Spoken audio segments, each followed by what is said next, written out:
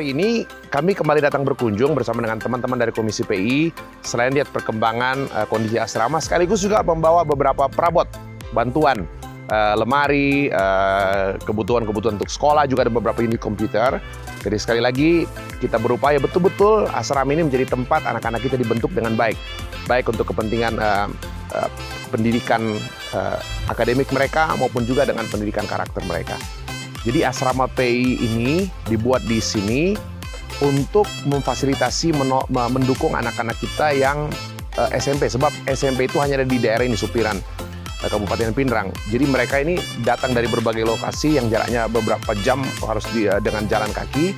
Jadi supaya mereka bisa sekolah, mereka harus punya tempat tinggal bersama-sama di sini. Nah, selain jadi tempat tinggal, asrama PI ini juga tempat mereka dibimbing, dibina karakter lebih jauh untuk kemudian menjadi pribadi yang semakin bertumbuh mengenal Kristus. Dan kita sangat berharap mereka bisa punya anugerah masa depan yang terbaik. Nah, atas nama Badan Pekerja Sinode Gereja Toraja, Komisi PI Gereja Toraja, kami mengucapkan banyak sekali terima kasih untuk semua support, perhatian teman-teman.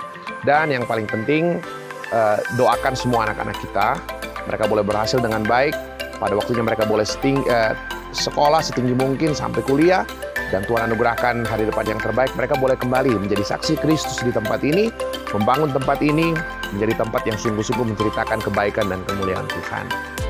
Halo semuanya, kami Ibu Asrama dari Asrama Supiran. Saya Silpa Patandung. Saya Margareta Rancapasa.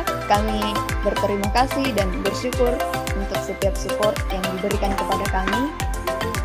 Ya, terus doakan kami, terus dukung kami untuk mendidik anak-anak menjadi anak-anak yang takut akan Tuhan dan yang terpenting menjadi anak-anak yang berkualitas. Terima kasih, Tuhan memberkati.